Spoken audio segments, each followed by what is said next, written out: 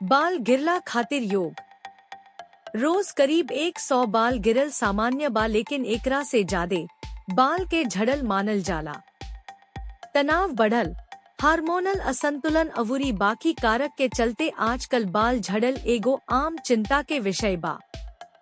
योग कईल बाल गिरला के कम करे के प्राकृतिक तरीका में से एगो ह, काहे कि इस शरीर में हार्मोन के संतुलन बना के काम करेला, तनाव के कम करेला, अवूरी शरीर के हर हिस्सा में खून के बहाव में भी सुधार करेला, जवना से अंत में नया बाल बढ़ेला। यहाँ 3 सबसे बढ़िया योग आसन बा जवना के रउवा अपना बाल के वापस पावे के कोशिश कर सकतानी। एक अधो मुखो सवासना, एकरा के नीचे के और कुकुर मुद्रा के नाम से भी जानल जाला। इ योग मुद्रा माथा में खून के संचार में सुधार करेला, अवूरी राउर बाल के पोषण देवेला, ओकरा के मजबूत करेला, अवूरी बाल के झड़ल के उल्टा करेला।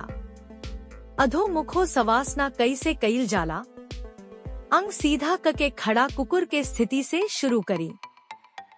अब रौरा कूल्ही के बाहर धकेल के पेट के भीतर खींच ली, आ गर्दन के भीतर तान के हथेली से जमीन पर दबाई।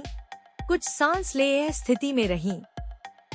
2 उत्थानसन, एकरा के आगे खड़ा मुद्रा के रूप में भी जानल जाला।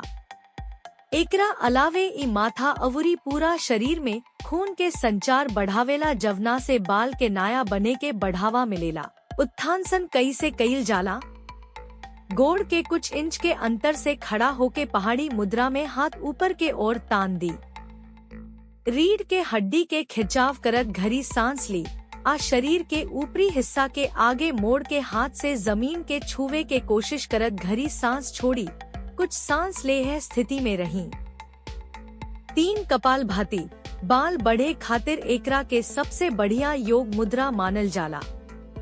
इराउर अंत स्रावी प्रणाली, प्रतिरक्षा प्रणाली के बढ़ावेला, जवन की हार्मोन के संतुलन में राखेला, अवूरी तनाव के कम करेला, जवन की बाल के गिरल रोक के बाल के बने के बढ़ावा देवेला। कपालभाति कैसे कईल जाला?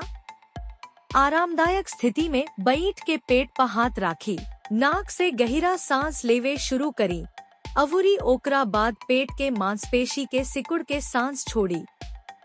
एकरा के कम से कम 15 से 20 बेर बहुत कम विराम के संगे करे के चाहिए।